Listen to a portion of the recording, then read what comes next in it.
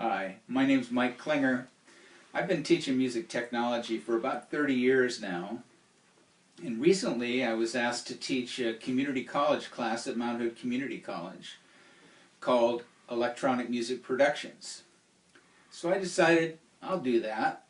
It was an evening class from 6 to 9 on Wednesday evenings.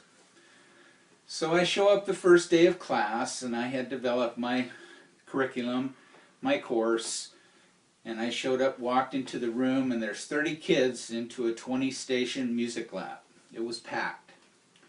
I had to put 10 kids on a waiting list. After looking at my kids, I quickly tore up my curriculum and threw it out the window, knowing that this would not work with these students. I decided to interview the students that were there and asked each student to stand up, introduce themselves by name, tell what year they are in college and what they know about music and what they do with the music.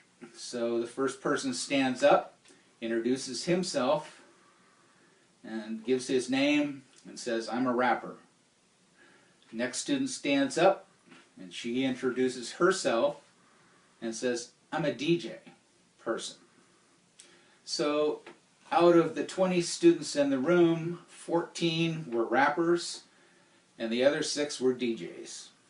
So I decided, wow, how am I going to teach this class? I decided I'd address these students and ask them to find out where they were musically. So I went to the piano and I played bum bum bum bum. And I said, "What's that?" And no answers. And I says, "Well, that's called a motive. A motive is 2 to 12 notes in length with one characteristic interval and one characteristic pitch." And they understood that. I said, "Write it down." Now, if you take 2 motives, a motive being 1 measure in length, and attach another motive so that you have 2 measures, that's called a semiphrase. Write it down. If you take 2 semiphrases and put those back to back, that's a phrase. 4 measures. And if you take 2 phrases, attach those back to back, that's called a period. And 2 periods is a double period. That's all that you need to know at this point in time. So I invited them to bring up their music, their rap, their rock, whatever music that they were into, and play that for the class. And as they played it, I analyzed it on the blackboard. Oh, that was a phrase. That was a semiphrase. Oh, there's a period. And they got it. It was a beautiful thing. They saw how form works in music. Then I invited them to get out a piece of paper and write their own form for their own song that they're going to compose as a blueprint. They did. We then took that to the computer and we used Pro Tools to do this with.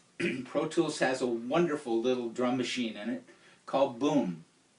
So we ran Boom and I taught them how to program their own drums into Pro Tools. I reassured them that I was never going to teach them how to drag a loop into a track, that they had to be creative and do their own stuff and not take from anyone else. And they loved that. We then moved on to bass and other little things, recording 1 measure at a time and then duplicating that. By the end of the term, it was time for finals. And they played their finals that evening, 3-hour final. And they had to talk about how they put their song together, all the techniques that they used, and then play that for the class. And as that happened, I was in tears. I could not believe what I was hearing. These students, who knew nothing to begin with, produced some incredible music that touched my soul. It was awesome. It was very, very cool. And that's the experience that I had at Mount Hood Community College.